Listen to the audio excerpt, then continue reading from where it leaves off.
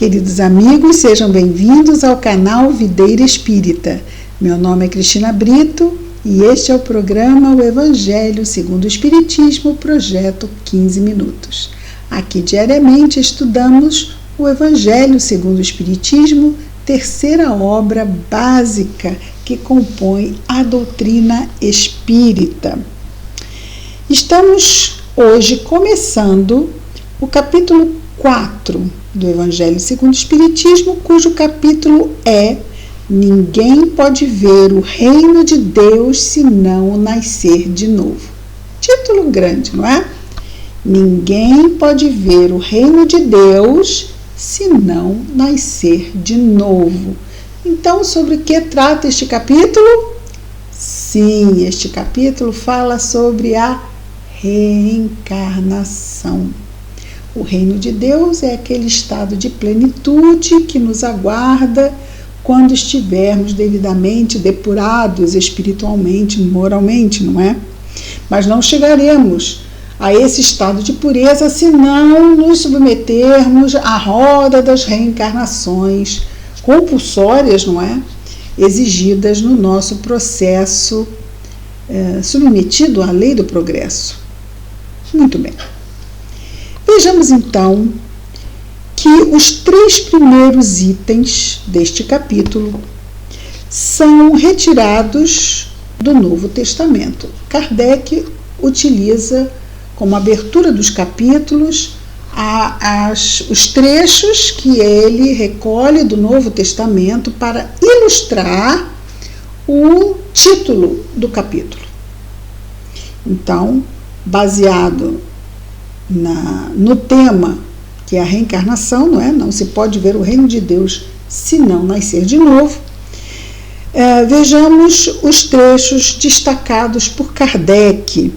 O primeiro está em Mateus, capítulo 16, versículos 13 a 17, e Marcos, capítulo 8, versículos 27 a 30. Não vamos esquecer que várias passagens, várias parábolas, elas vão aparecer em mais de uma narrativa no Novo Testamento, né?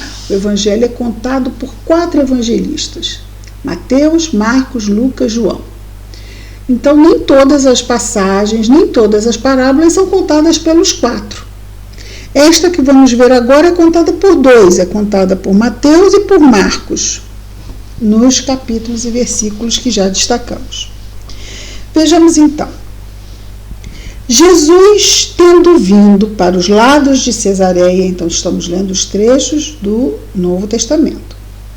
Jesus, tendo vindo para os lados de Cesareia de Filipe, uma cidade, interrogou seus discípulos e lhes disse: Que dizem os homens quanto ao Filho do Homem? Ou seja, ele, Jesus.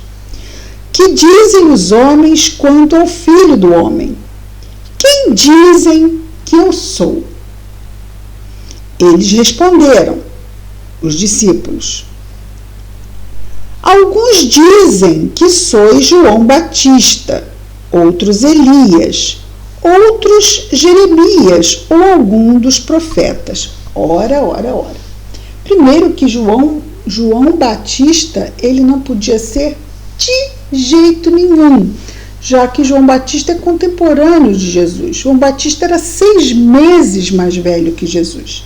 João Batista desencarnou decapitado por ordens de Herodes, ou tetrarca, né, um dos governantes ali da Palestina, lembrando que a Palestina era dominada pelos romanos. Então eles pegaram os domínios dos judeus e dividiram em 4 partes, os romanos, o povo dominador. E em cada parte colocaram um tetrarca, um governante para aquela 4ª parte. Herodes foi o tetrarca que mandou decapitar João Batista. Herodes, filho do Herodes, aquele que mandou matar os bebês quando Jesus nasceu, né? Mandou matar os meninos até 2 anos de idade. E aí José fugiu com Maria para o Egito, foi avisado por um anjo em sonho, não é? Para que fugisse e apenas voltasse quando ele voltasse, ali aparecer a ele em sonhos, mandando que ele regressasse. Então esse Herodes era filho do outro Herodes. Eu estou dizendo isso porque o Herodes vai aparecer aqui. Então, bom, se os discípulos dizem a Jesus que o povo, só não faz sentido João Batista, né? Mas dizem que ele poderia ser Elias, Jeremias, algum dos profetas, como é que Jesus poderia ser um deles? Apenas se fosse a sua reencarnação. Então, os judeus, sim, acreditavam em reencarnação. Não todos, e depois Kardec também vai falar sobre isso. E continua lá a narrativa do Novo Testamento. Então Jesus lhes disse: e vós outros, quem dizeis que eu sou? Quer dizer, primeiro ele perguntou o que o povo achava. Eles disseram. Aí Jesus faz uma pergunta direta aos discípulos: quem eles achavam que Jesus era? Simão Pedro, tomando a palavra, lhe disse: vós sois o Cristo, o Filho de Deus vivo. Jesus lhe respondeu, ou seja, Jesus não é a reencarnação de ninguém. Jesus não tem que reencarnar. Jesus veio das mais altas esferas espirituais até nós. Não tinha aquele corpo grosseiro, nem perispírito grosseiro, que nosso perispírito é grosseiro porque nós vamos reencarnar, nós ainda estamos numa frequência baixa. A frequência do perispírito de Jesus está mais pura e mais alta frequência. Então ele teve que mergulhar na camada densa planetária para vir até nós, nos trazendo uma revelação das leis de Deus, que é o Evangelho. Então, Jesus diz a Pedro o seguinte, respondendo ao que Pedro disse que ele era, não é? Vós sois o Cristo, o Filho do Deus vivo. E Jesus diz a ele: sois bem-aventurado, Simão, filho de Jonas, porque não foi nem a carne nem o sangue que vos revelaram isso, mas meu Pai que está nos céus. Então, o que ele falou veio por inspiração. Não foi dele. Ele não tinha como dizer aquilo. E Jesus sabia, claro. Jesus sabe de onde vem, não é, a origem de todas as nossas palavras e ideias. Aquela ideia verbalizada por Pedro não era dele. E foi dita por um espírito de alto escalão que Jesus aqui nomeia como Pai, não é? Então isso também era algo que era usado à época, não é? De colocar mensagens como se fosse Deus falando. E nós sabemos que Deus não vai falar, não é? Deus não vai falar. Deus fala aos nossos corações, mas não é uma pessoa, né? Essa inteligência suprema fica difícil de nós tentarmos elaborar o que seria, mas vamos lembrar lá da questão número 1 de O Livro dos Espíritos, que não é quem é Deus, mas sim que é Deus, essa inteligência suprema. Sim, não é fácil não, né? Nós ainda somos muito pequenos espiritualmente falando para termos esse entendimento. E lá no Livro dos Espíritos nós vemos que os espíritos não se aprofundam em absoluto quanto à questão da divindade, exatamente por nós não termos condições de nos aprofundarmos nesta questão. No item 2, vamos ver agora é Marcos e Lucas. Primeiro foi Mateus e Marcos, agora Marcos e Lucas. Extraído de Marcos capítulo 6, versículos 14 e 15, e Lucas capítulo 9, versículos 7, 8 e 9. Nós temos Novo Testamento, claro, sempre.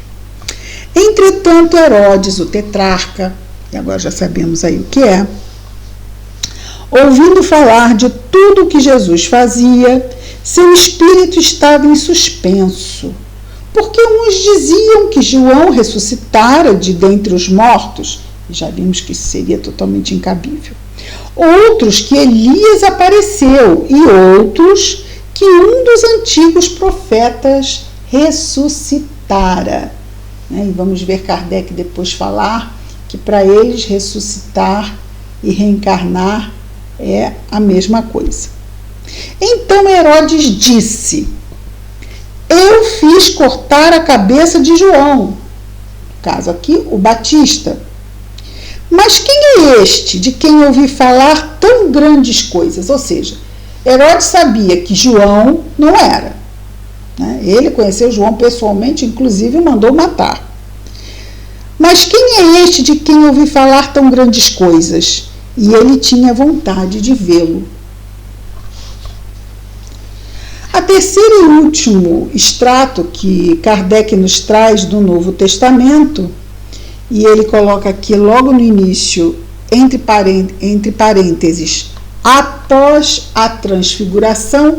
Essa transfiguração é no Tabor, foi uma passagem onde Jesus foi com Pedro, Tiago e João ao cimo do Monte Tabor, e lá se encontrou com Moisés e com Elias, que se materializaram em formas resplandecentes e deixaram os discípulos totalmente boquiabertos e sem saber o que fazer. Perguntaram a Jesus se deviam montar uma tenda para Moisés e para Elias. Não é fofo? Muito fofo.